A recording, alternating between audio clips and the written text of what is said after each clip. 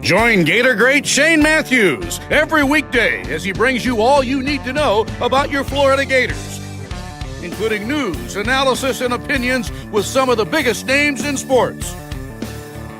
Find us on Spotify, Apple Podcasts, Google Podcasts, or wherever you listen to your favorite podcast. Or watch us live at 8 a.m. on Facebook, YouTube, and Twitter.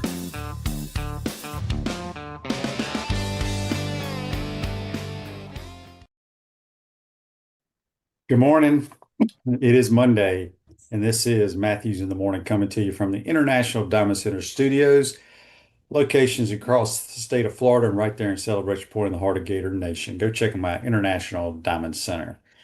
Comfort Tip Heating and Air is your number one local HVAC company, offering $1,000 off new installation units and 10% off any additional services through September. Visit them at comforttemp.com. We got JC and we got Mike Morgan lined up today. Let's go to the Titan MR hotline, courtesy of Comfort Temp. We're joined by JC. Oh, what's going on, Corn Dog? Weekend, huh?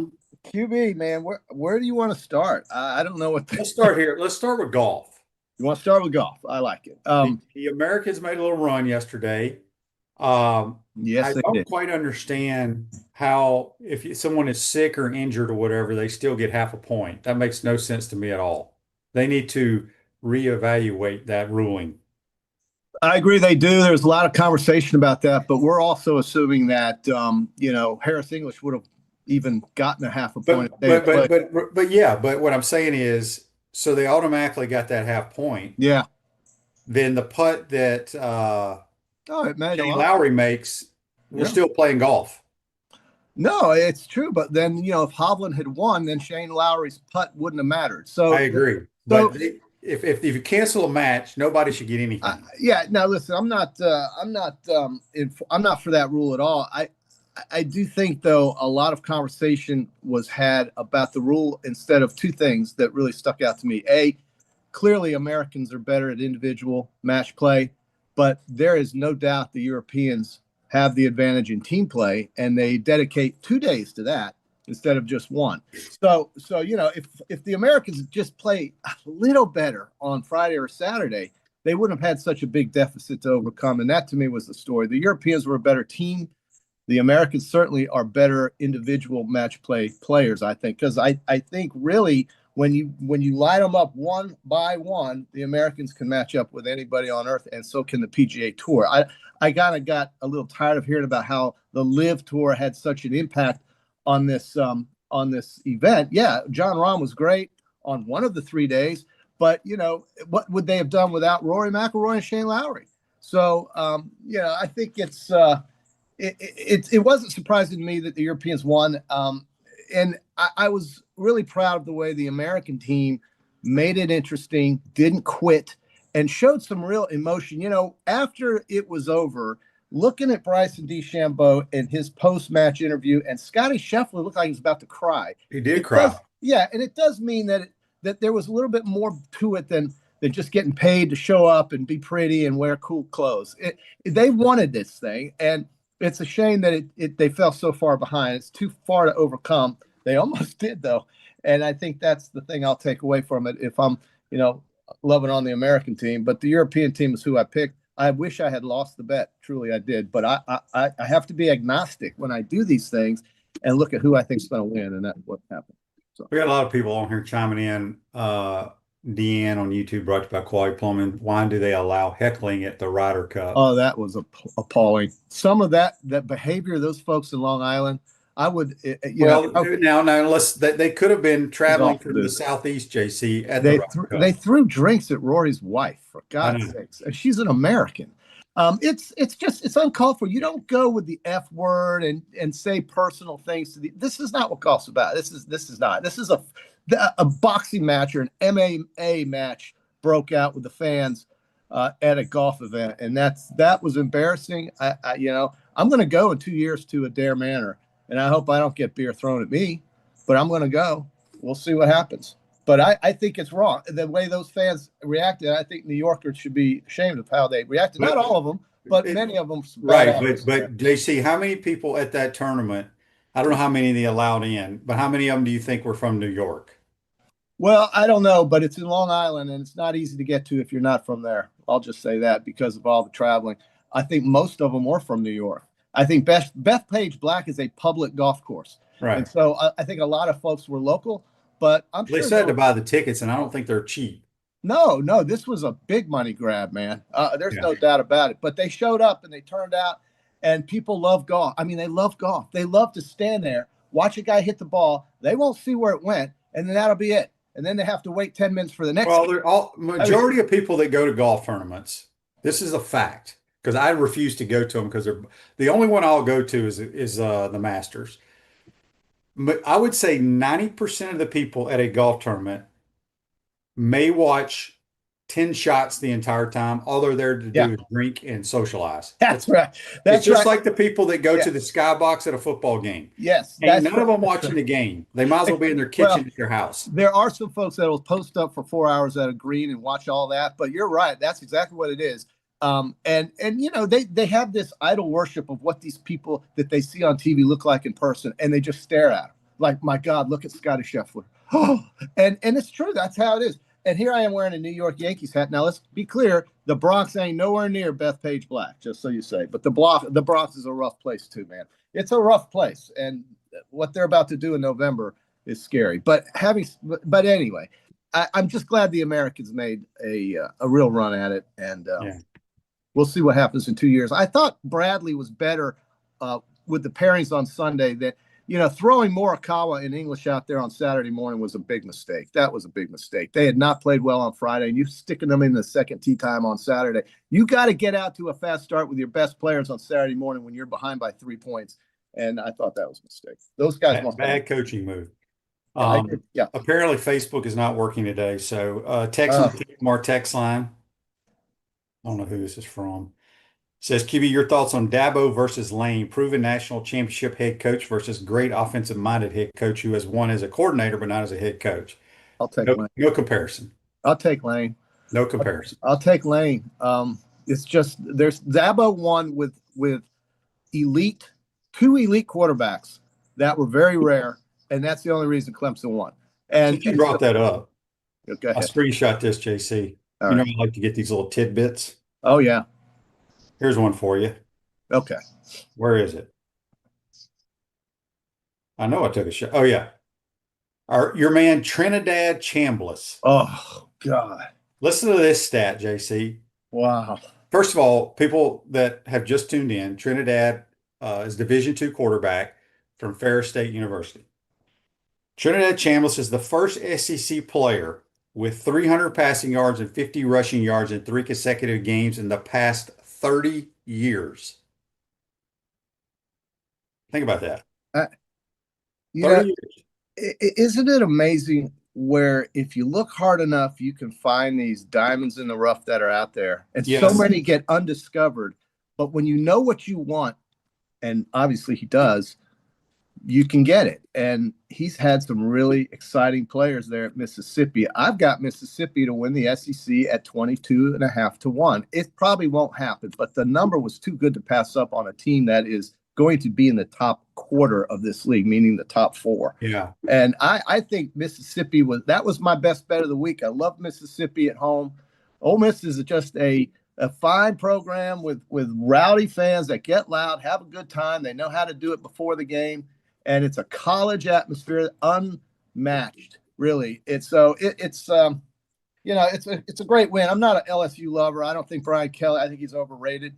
Offensively, his team is always struggling at some point, and he gets sensitive about it. And I'm glad they lost to Mississippi. I'm also glad that maybe I could have been wrong about Alabama. And I was fine with that. As an Alabama graduate, you tend to get a little overcritical when things don't go the way you want them to go. You got to remember that these guys are playing against players that are in many ways just as good because this league is so competitive and there's so much parity now. And Alabama's run that they had is kind of that's in the history books. It's now going to be tough. And when you play Georgia 11 times and win 10 of them out of 11, there is something to it that I cannot put my finger on.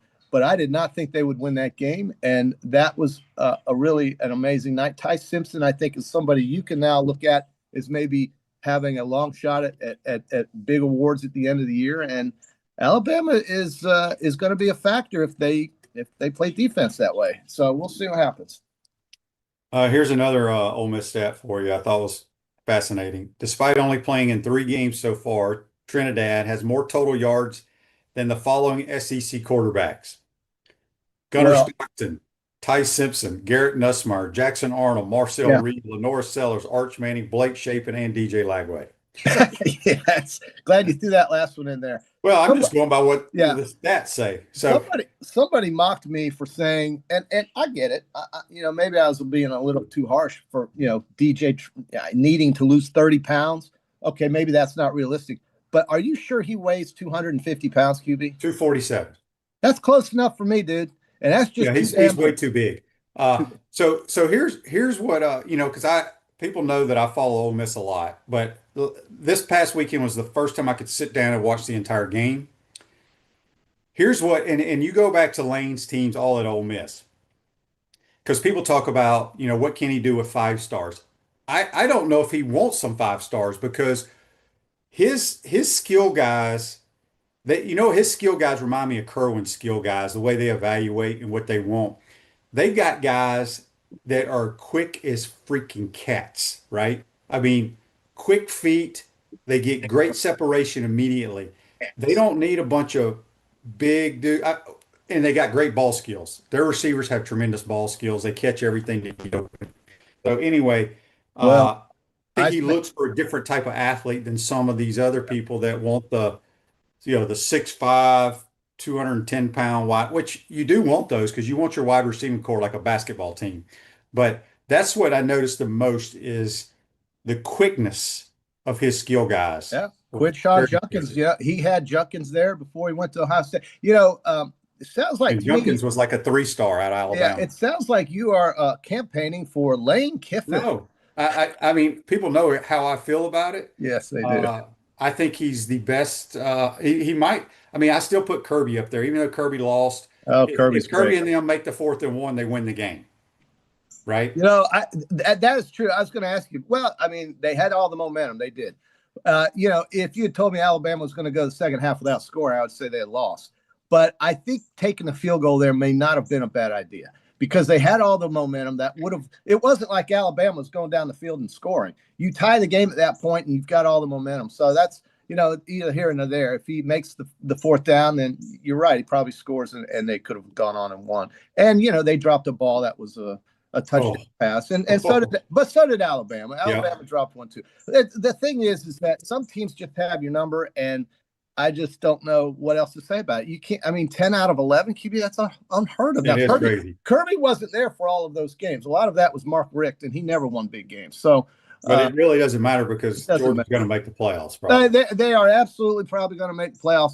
And I would, if I'm a Georgia fan, I'm not sitting here. This is why the playoffs are so good. This is why Georgia's season is not over. And yes, if you're sitting here telling me that the playoffs are bad because all the games don't matter as much, you're crazy as hell. That stadium was electric. It was bouncing. It was everything you would want a college football atmosphere to be, and it had nothing to do with the playoffs. Okay, so just give that a rest. Another big game, Oregon going into Penn State, and Drew Aller not winning another big home game. And just explain this to me: why does Penn State have these dumb things called whiteouts, and then they come rolling out in blue? So I think Penn State's got to figure something out. But they're a pretty good team as well. But Oregon, they're very good. But both Oregon those teams are good. Yeah, Oregon was very impressive, so fast. And just so, they look like a lot of track stars out there offensively, but they've got some good defensive players for the first time. I think that takes on the personality of their coach, Dan Lanning, who has done a wonderful job. And there's no reason for him to ever really leave Oregon unless it was for something that was probably he couldn't turn down. So I think he'll be there for the long term as well. Yeah, real quick, Gator Art obviously does not like Lane very much. On YouTube, he says he kind of melts under pressure. Has he ever been to an SEC championship? Doesn't seem like a home run hire as we think. Not yet. I totally disagree with all of that. Yeah. I mean, yeah, it is going to be, you've got folks that like him and folks that don't like him, QB, for whatever reason. But right now, today, on September, not to interrupt, here are the facts. You watch his teams play, you want him as your coach. I don't know why you wouldn't. Yeah, I don't know what people look at. So he hasn't won an SEC championship. I mean, he's at Ole Miss, right? I mean, we talked about this. Hey guys, nobody around here has won one in 15 years either. So I think it's hard to do. Okay, it's hard to do. It's only going to get harder. Oklahoma, Texas now. It's just going to get harder, and it's really. Let me just deviate to this road real quick. They had this Texas game lined up here in Gainesville next weekend for potentially college game day. So many SEC Nation will be here, JC. At least you'll see that. You'll see Tim Tebow rally. I don't care. I don't understand why people care if SEC Nation or game day are at your place. It's just publicity nationwide. And you get Pat McAfee telling everybody this, that, and the other, but you can't have a 1-3 team host game day. It'll never. That's just not what it's about. But I hope that in spite of everything that's happened, the fans still come out and raise hell to watch the Gators play the Longhorns, because this is not a team that you get to see that often, if ever, and it's worth going to watch. I hope.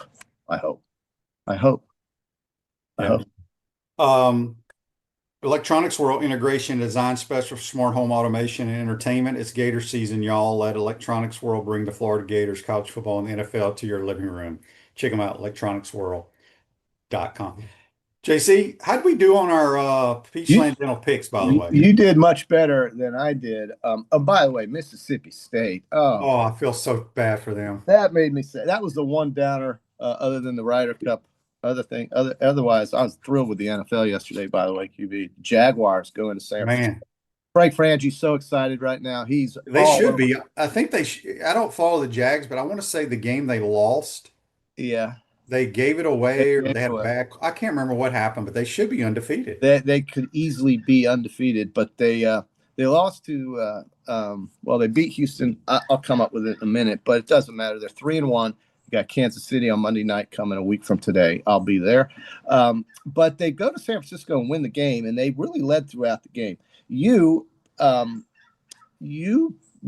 7-5. Very good. I was 5-7. Not so good in our Peachland Picks contest. And we both had Mississippi. I took Auburn in the points. You had Texas A&M. Actually, yeah, Auburn in the points. You had Texas A&M. You had Mississippi State in the points. That was a winner. You somehow thought Kentucky was going to beat South Carolina. And we both picked, and to your credit, you took Virginia, QB. Very, very good pick. I'm not sold on Florida State. No, and so let me ask you about this. If you're a Florida State fan, you beat Alabama pretty handily, and now you find yourself 8 spots behind Alabama in the polls. How does that make you feel when you have the same record? Well, because I think Alabama. I don't want to call it a fluke. Give all FSU credit, but Alabama went into Georgia and beat a damn good football team. That's all I care about. I don't care about but Florida State beat them by 2 touchdowns. I know, but if they played today, Alabama would wear them out because they're so one-dimensional. Look, Gus does a tremendous job in the running game, but they're limited in the passing attack. They are very limited in the passing attack. And defensively, I don't know why Virginia had so much success. That quarterback had 4 touchdowns, was it? For Virginia. Give Tony Elliott a lot of credit. Maybe they were just better that night. But yes, you did better in the Peachland Picks contest. We had a thriller last night in Dallas that ended in a tie. And then Tampa Bay just got pushed around by Philadelphia. The Eagles do that to people. And then I somehow thought Minnesota was going to beat the Steelers, and they were never in the lead in that game. So Pittsburgh dominated them. We got baseball starting tomorrow with the postseason. I know folks get excited about afternoon baseball, playoff baseball. I'm going to be watching at 1 o'clock, and it goes all the way to the end of the night. So on Tuesday and Wednesday, while you're there sitting about figuring what to do with your life, you can just watch baseball all day. Playoff baseball is a different animal. It's much more fun to watch. The games are a lot more exciting. The crowds are on their feet literally the entire 9 innings. It's going to be a lot of fun to watch. I think Detroit, Cleveland, and then Boston, New York, very exciting. Then at nighttime, you get the Padres, you get the Dodgers and the Reds, old famous traditional rivalry between those two. I think it's going to be fun to watch this baseball go through the postseason. And too bad for the Yankees, man. They were so close. They tied Toronto record-wise, but they lost the tiebreaker, and now they get Garrett Crochet and the Red Sox, and that scares me. I don't know if Boston or New York's going to beat Boston, but it is a 3-game series, 3 out of 5, so that's only one game. So we'll see.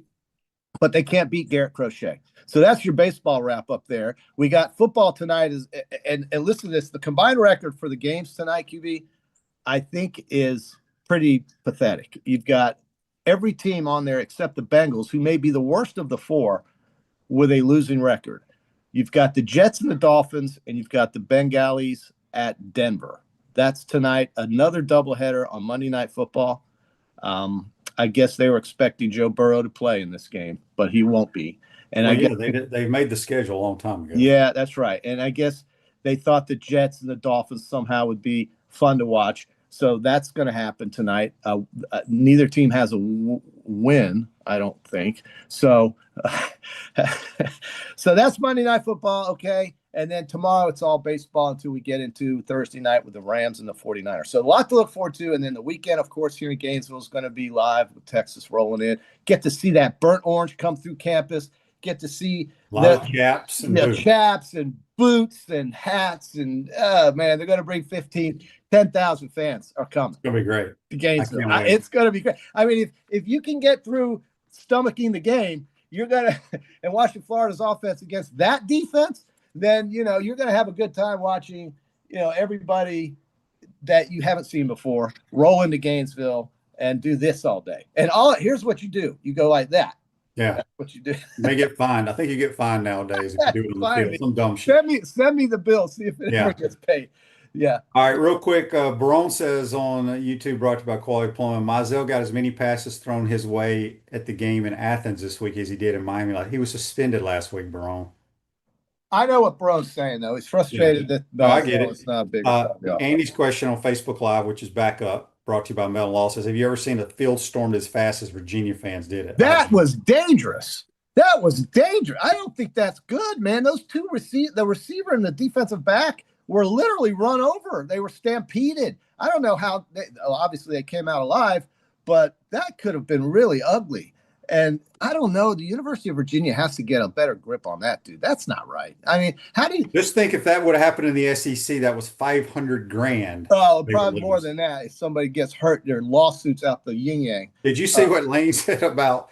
Because I love watching his press conferences. He is so Coach Spurrier. It's hilarious. First of all, they asked him about one of their true freshman wide receivers. He had a really good game. I forgot I think number 14. He's like. Yeah, he's a heck of a player. Oh, I'm not supposed to say that. Somebody's going to buy him out of the portal next year. But what he really said was, I'm proud of our fans for not storming the field, because somebody asked him, what's can Ole Miss afford $500,000? He goes, well, that buys half of one of LSU's defensive backs. I love that stuff. Well, here's another one you'll love right here. Here's a tweet. He is the ultimate troller. There's no doubt. All of the conversation about Florida, the fact that Scott Strickland. It had to be. He does multiple spot the balls.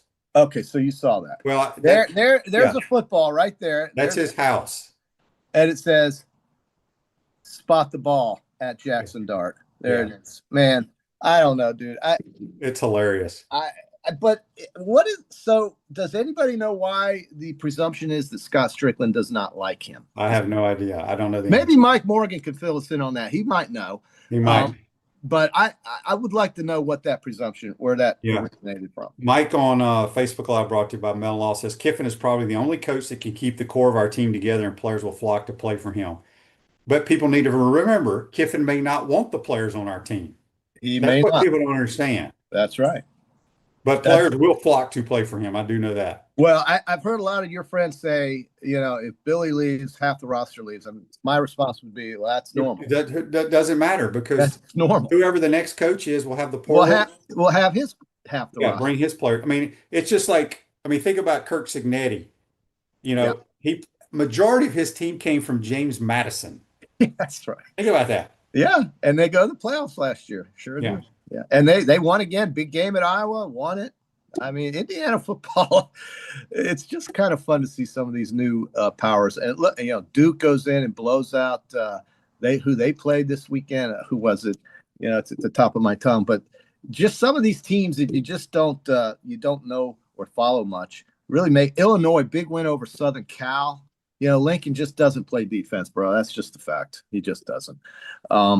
And then, the college game on Saturday was the day on Saturday was just like we thought it would be. I think it was the best Saturday I can ever remember. It was really something. It was really something. And the beauty about it is I got to watch all of it. You did. You kind of enjoyed your week off, didn't you? I loved it. You loved it. Absolutely loved it. What time did you get back in time to watch the early game? I got back from Mississippi about 2:00. Okay. But it would have been earlier, but thanks to Delta Airlines, they have mechanical problems all the time. Those old junky 717s. They're getting rid of those by the end of the year. Don't worry. They are? How do you know? Because I follow that stuff. Okay. All right, let's get some of these texts before we get you out here, JC, and you can go work out. That's right. This is Josh from Wamama says, gentlemen, Golden State's number 56 pick, Will Richard, is signing a 4-year contract with 2 years fully guaranteed as the Warriors invest Good long for term. him. The rookie, good for him. Mm-hmm. This is from Monty in Lynchburg, Virginia. Rumor is that neither Napier nor his staff did any off-campus recruiting over the weekend. Is that true? If so, does that mean his demise is final, whether or not he wins Saturday? I'd heard that too, Monty. I don't follow our team when it's a bye week. I'm going to enjoy my weekends or my week. But that I'd heard that none of our coaches were out on the road, which I don't know if it's true or not. I mean, yeah, I would expect they would be. Why wouldn't they be? What, are they going to sit around and watch football all day? They got to work, man. As long as they're getting paid, they got to work. So the game's at 3:30 here against Texas. And so that gives everybody a chance to settle in and get ready, and looking forward to that one. We'll talk more about it later in the week. Yeah, we got a long week to talk about that. But Sam Pittman is no longer your Arkansas head coach, and Bobby Petrino is now the interim head coach. And Arkansas literally gave up in that game against Notre Dame. And that's when a coach is on his way out the door, is when the players just fold. And because when you lose the players, the locker room, whatever you want to call it, then the coach is on his way out the door. Yeah. So a lot will be said Saturday. I don't think these kids will quit on Billy, but they're going to have a hard time scoring on this defense. I think people forgot just how good Texas's defense is, and that's going to be a problem. But the Florida defense has also played good. So maybe we'll have a low-scoring game, and we'll stick it to Arch and see how it goes. Mr. Warby glasses and all the other stuff he gets paid by. He's got to play 60 minutes against the defense that's played. That's been the one bright spot for Florida football, is how their defense has played, surprisingly enough. So maybe they can get after Arch and keep this thing close, because scoring will come at a premium for Florida this weekend. Very true. Yeah. All right. JC, have a good day. Yeah, man. Thank you so much. We'll see you Wednesday. I'm looking forward to hearing my man, Mike Moore. All right, we're going to take a quick time out. Come back. We'll be joined by Mike Morgan. You're watching and listening to PodUp Matthews in the Morning from the International Diamond Center Studios. We'll be right back. Our premium sponsors are Campus USA Credit Union, International Diamond Center, Meldon Law, UF Health Orthopedics and Sports Medicine Institute, JF Hayden Craft Liqueurs, Florida Cracker Kitchen, Los Linderos Tequila. Gridiron sponsors are Baker Sporting Goods, Comfort Temp, Electronics World, Florida Victorious, Gallo Car Wash, Miapa Latin Cafe, Peachland Dental, Quality Plumbing, Ruse Ogre State Farm, Silverback Concrete, 84 Lumber, Big Meals Cheesesteak, Celebrate Primary Care, Dowling Signs, Gator Bait Media, Gator Dominoes, Ironwood Golf Course, Tropical Smoothie Cafe, UF Bookstores, Nest and Wow, MG&A Wealth Management. Watch and listen to us live on Facebook and YouTube. Listen to the podcast whenever on Apple or Google Podcasts, Spotify, or wherever you listen to your favorite podcast. Remember to like, follow, and subscribe so you don't miss an episode. To become a sponsor, call my man Freddie at 352-284-3733. Naysayers. Setbacks. Injuries. life throws a lot of hurdles your way. The key is just keep jumping them.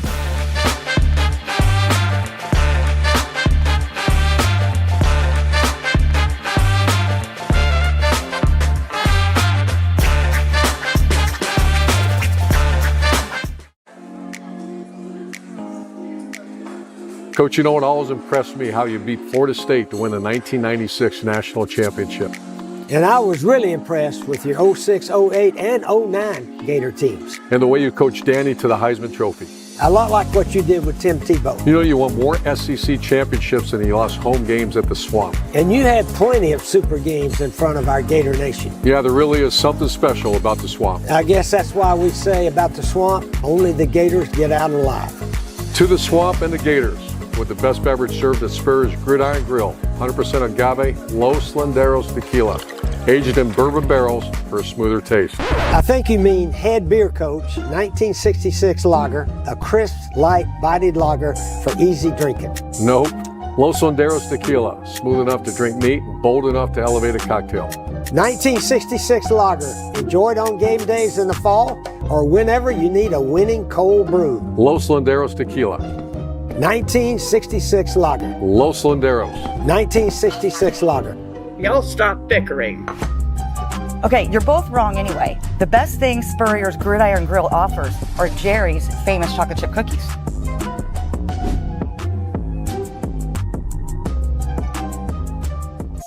What's up, everyone? I'm Mike Pouncey, and this is my twin brother Marquise Pouncey, and this is Life After Football. Let's go.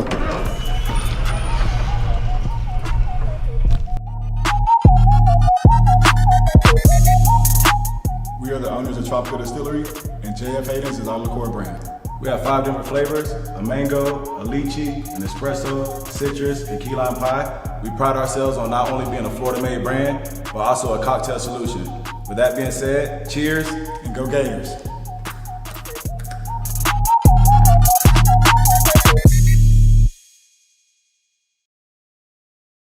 Welcome back to the International Diamond Center Studios. Gallo Car Wash is locally owned by a UF alum and the only car wash that provides NIL opportunities to Gator athletes. Locations on Northwest 13th Street, Wilson Road, and coming soon to Jonesville. Back to the Titan More Hotline. We're now joined by Mike Morgan, who called that beautiful game in Fayetteville, Arkansas. Notre Dame just kicked that butt, boy. Just call me the coach killer. Sam's going to have a bunch of cold beers now. Yeah, six-pack Sam, as I've liked to call him over the years. I love Sam Pittman. Honestly, I'm surprised Sam lasted this long. Sam is a good man. I don't know if he's ever been really cut out to be an SEC coach. You know, like most schools, Shane, when they make a hire, even in the mighty SEC, that was not their first choice, obviously. And this is something Florida might go through when it comes time to a change in Gainesville. You rarely get your first choice. You know, Josh Heupel wasn't the first choice at Tennessee.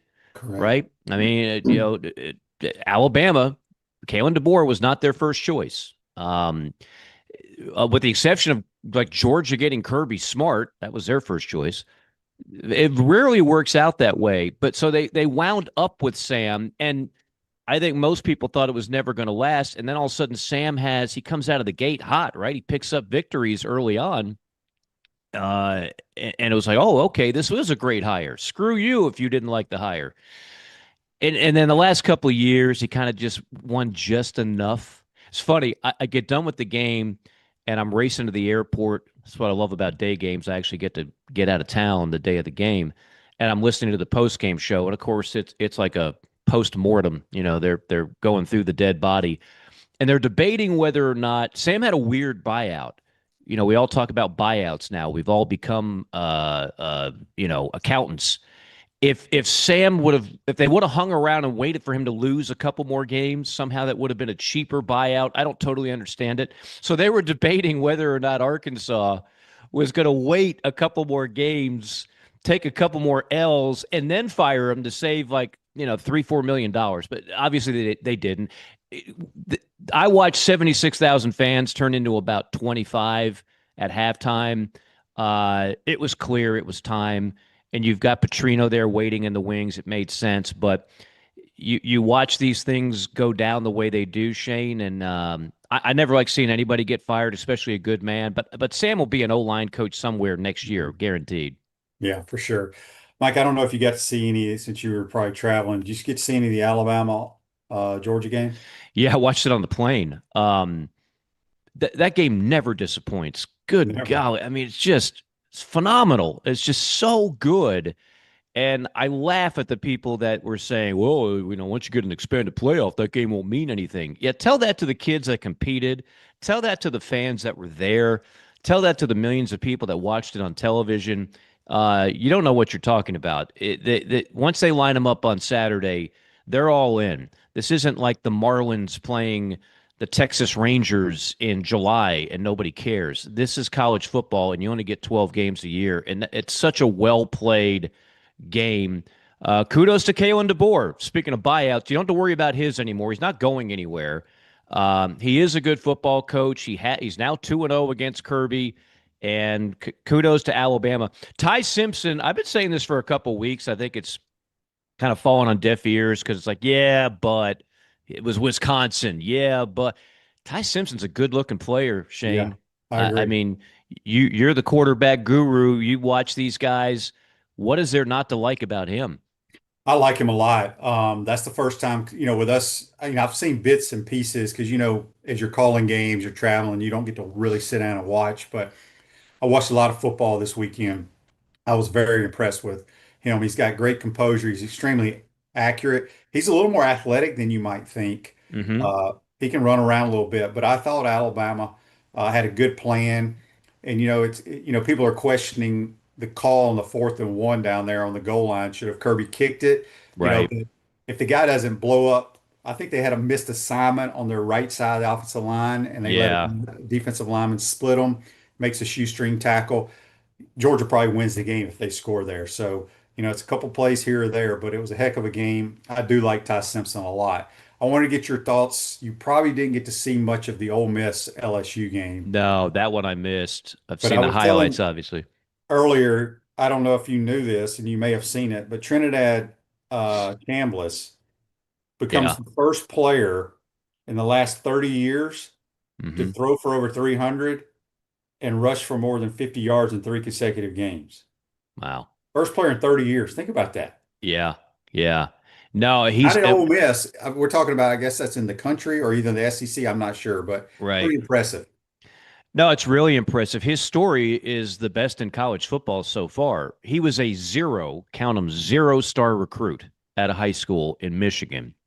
So he goes to Division II Ferris State, not Ferris Bueller, just Ferris State, which I had never heard of, admittedly.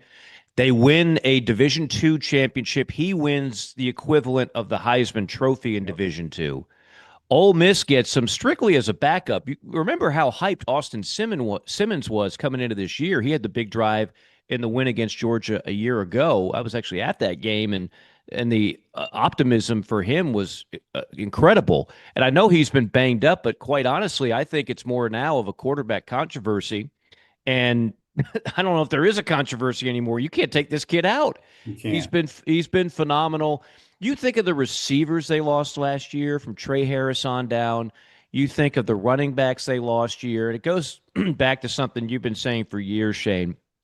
There simply is no better offensive play caller, designer, mind in the sport than Lane Kiffin, which is why, everybody has wanted him for a while, and obviously his name is going to be front and center should Florida make a change this year, because he to me, the mark of a good coach, one thing has never changed, even in this age of the portal and everything else.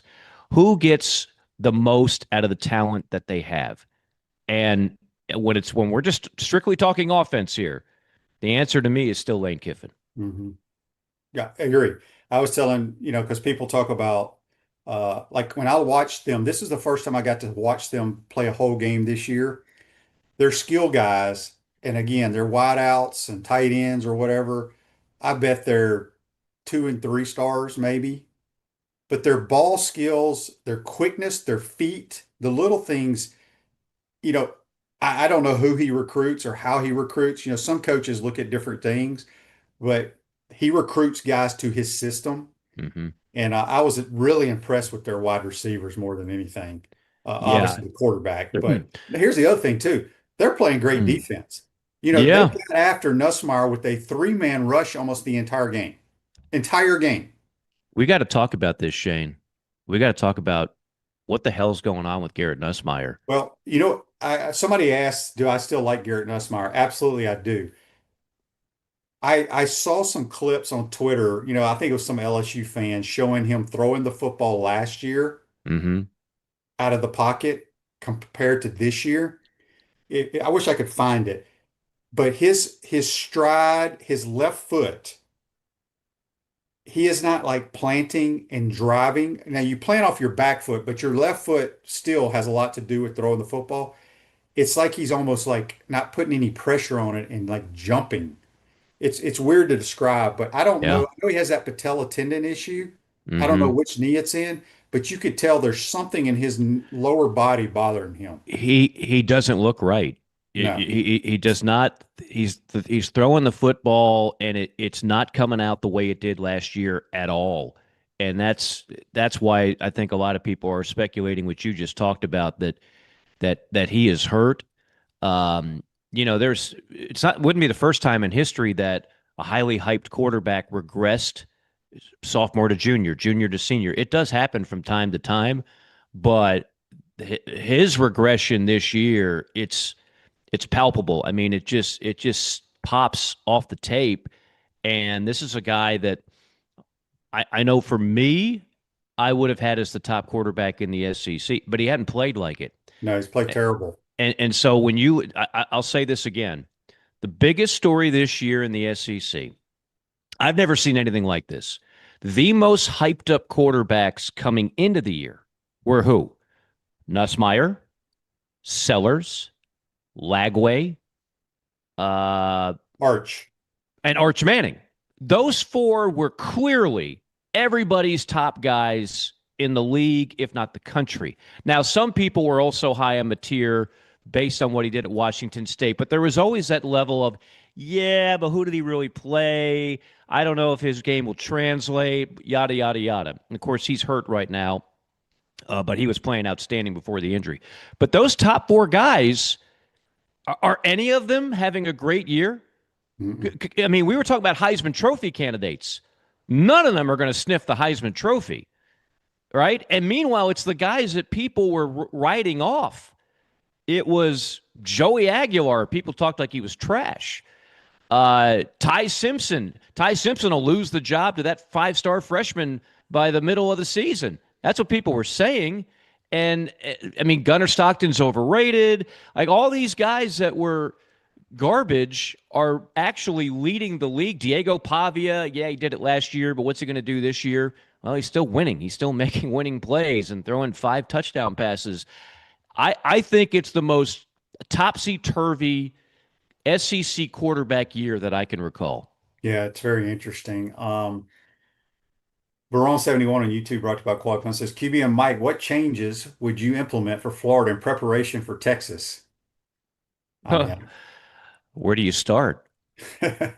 Where I mean, look, I know you're in a tough spot because everybody's going to ask you what's wrong with Lagway, to the point where you're tired of talking about it, right? Yeah, we haven't really talked Florida football on the show today, which has been refreshing.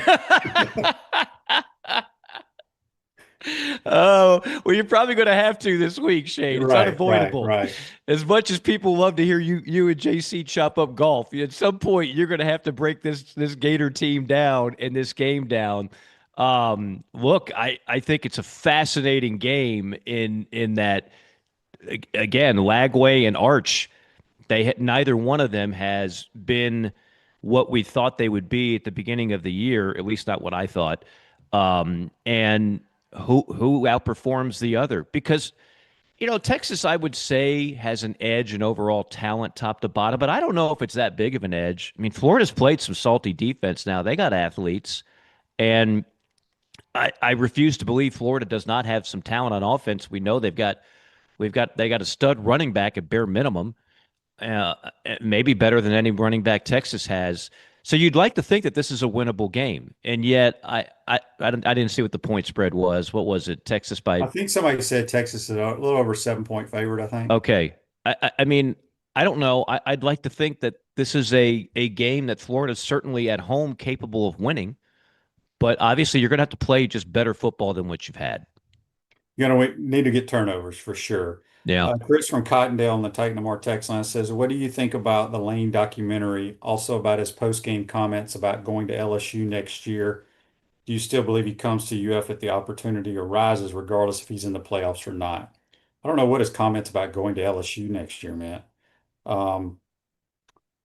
It was a great documentary. I thought Ryan McGee did a tremendous job on it. I guess he was in charge of that. I don't know if have you seen it, Mike? I haven't seen it, but I did see the comments from Ryan McGee on Twitter, which basically said the only job he thinks that Lane would ever leave for is Alabama.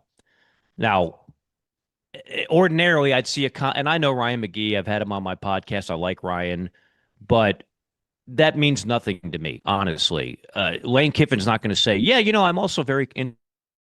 Well, Ryan McGee, for a fact, he wanted the Florida job last year. Right. So, I mean, I don't consider Ryan McGee the inside information guy on Lane Kiffin. Look, I do know some people at Ole Miss that, let's just say, pay a lot of money to Ole Miss. Okay. Mm-hmm. And I do know for a fact they are concerned. Lane is insanely unpredictable.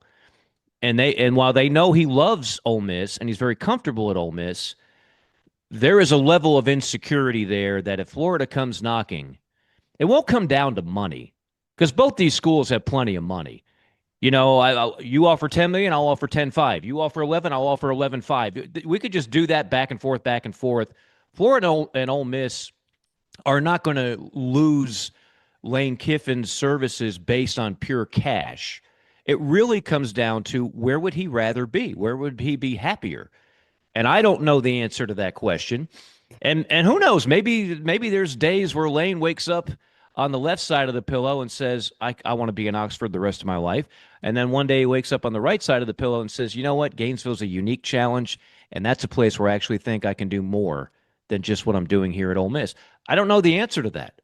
Yeah, I don't know the answer to that. I agree. And like I said, first of all, you have to offer him the job for him to turn it down, which I don't know if that will happen, unfortunately. No. But I know basically it's like you said, Lane, if the job were to be offered to him, it's, do I want to live in Oxford the rest of my coaching career, never have to worry about being fired, never be under any stress, or do I want to go to Gainesville and try to bring the Gators back to the Spurrier, Urban Meyer era? Right. Bigger resources with a bigger fan base and the bigger brand. Mm-hmm. It's simple as that. Yeah. I mean, that's all he's got to, but then you have to offer the job for him to have that decision. Well, yeah. I mean, we all know what happened last year. A decision was made. And look, I don't pretend to know. Quite honestly, I don't want to know the inner workings of the athletic department there. Here's what I do know in general, covering all 16 SEC institutions. People assume that the AD makes autonomous moves on this. Folks, you have no idea. Big money talks. It's not just Auburn that has boosters making key decisions very often. It's all these places. And so the discussion in a situation like this, here's what I do know. Discussions start happening. I guarantee you they've already happened. They probably started happening last year. And the big money people, they start rounding up names that they want to see. And they start kicking the tires on the coaches that they want. And they start saying, okay, what would it take? Eventually, it trickles down to the athletic department. But people assume that the ADs are like the ultimate authority on all this. I think that's the wrong assumption to make. There's a lot of cooks in that kitchen, and it's not all resting on one man's shoulders. And what I don't know, and Shane, you're closer to it than I am, I don't know necessarily. I mean, I know who a couple of those people are. but I don't know what they've said, who they've talked to, what they've done, what their status is. You could make the argument a calculus was done last year that basically said, hey, rather than, and I think a lot of schools did this, rather than spend a ton of money, what was Billy's buyout last year, like 40 million? Rather than rather than spend a ton of money on a buyout, let's take that money, put it into players, and let's keep the stability of the coaching staff. Well, that was clearly the move last year. I don't think that's clearly the play this year. I don't think the people that signed off on that a year ago are going to say, yeah, let's just keep kicking the can down the road, and that way we don't have to pay a buyout. I think at some point they don't care. At some point you got to take your losses and just eat it like every other SEC school does. Everybody else is paying exorbitant buyouts. At some point, what is I'm going to steal JC's term. It's a failure check. Failure checks are being written all over college football and college basketball, and sometimes you just got to write it. Yeah. John on Facebook Live, brought to you by Mellon Law, says, what do y'all think about Fernando Mendoza taking a safety to end the game against Iowa? I mean, I didn't think it was a huge deal at the time, but if you're a gambler, it is a huge deal. It was a bad beat, and so there's some conspiracy theorists that, How much time was left when he took that safety? I mean, under a minute, seconds. Seconds. Yeah, the only thing that's Go ahead. I'm sorry. I'm sorry. The only thing I was going to say is what he did was he ran backwards and then he basically took a knee. You could just throw it out of the back of the end zone. You don't have to run and then take a knee in the end zone. And I mean, he damn near could have fumbled the ball. And now you've had the biggest bonehead play in college football in 20 years. But you could just throw it out of the back of the end zone. It's still a safety. But I didn't think it was a huge deal at the time. It's old school. It's an old school. A lot of coaches used to do that. Now they don't do it as much, but I didn't think too much of it. Yeah, I didn't either. And a lot, you practice those scenarios. So I don't know the exact scenario of when it happened and I guess it was a 7-point lead at the time. But anyway, we had another text here. This is from Kevin in Gainesville on the Titan More text line. Lane is a perfect fit, and I am guessing Strickland's buyout is less than Billy's. Boosters will get who they want this time. I mean, we'll see. I don't know how athletic directors' buyouts and stuff work or any of that kind of stuff. It's a lot easier to move on from an AD than it is a Jimmy Sexton contract. Though, I think. What's that? I think Scott just signed an extension. Well, he did. Like he did 5 or 6 years. Which is another thing. Like, who actually runs? I've heard Jeremy Foley's still got a voice in that. You got some old guard people still running things in Gainesville, right? I mean, it's that what the more layers you peel, the more you realize it's not always run and operated by who you think it is. That's what little I know about that. Just from people that I know that have been there a long, long time, but I mean, look, I'm not predicting that's going to happen at all. You're coming off a national championship in basketball. Todd Golden was obviously an outstanding hire. Look, the Florida football program, this is one, if it's not Lane, this is one thing coaches will consider if they already have a good job, like say a Dan Lanning. Dan Lanning's not going anywhere. Florida is an outstanding job with outstanding resources, and you don't have to go 50 years back to find the last time Florida was a dominating program. Not that long ago at all.